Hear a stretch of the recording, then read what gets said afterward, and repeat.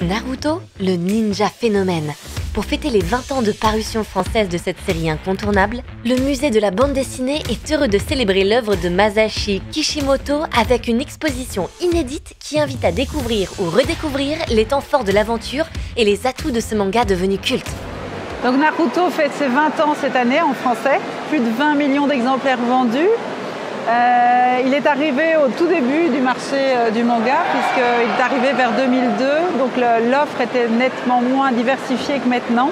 Et Naruto a été très vite un succès en fait, qui nous a permis d'ouvrir plein de portes.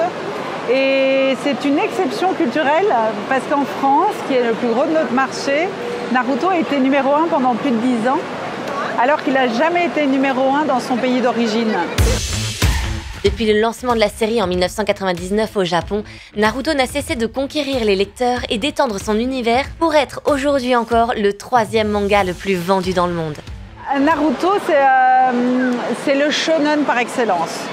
C'est-à-dire qu'on a tous les ingrédients de ce qu'on veut retrouver dans une bonne aventure feuilletonnante.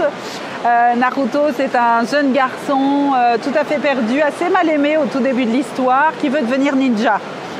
Il va avoir plein d'ennemis aussi, bien entendu, et grâce à la force de l'amitié, il va combattre ses ennemis, etc.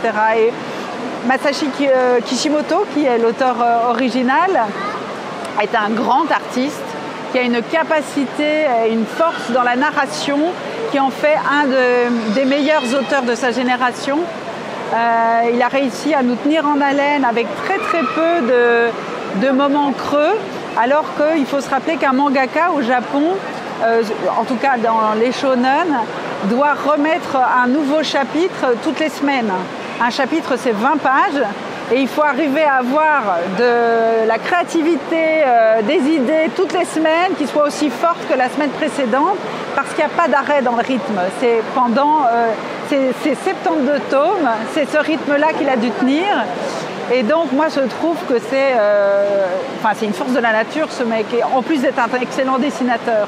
Et ce qui est étonnant avec Naruto, comme avec le manga en général, c'est tous ces mangakas ont trouvé un langage universel qui touche tous les jeunes du monde entier. Là où par exemple en bande dessinée on est assez fort confiné aux frontières européennes, le manga est arrivé à dépasser tout ça et à parler un même langage à tous les jeunes de la planète, que vous soyez africains, européens, américains, occidentaux, orientaux. Et ça, je trouve formidable. L'exposition Naruto, le ninja phénomène est à découvrir jusqu'au 13 novembre 2022.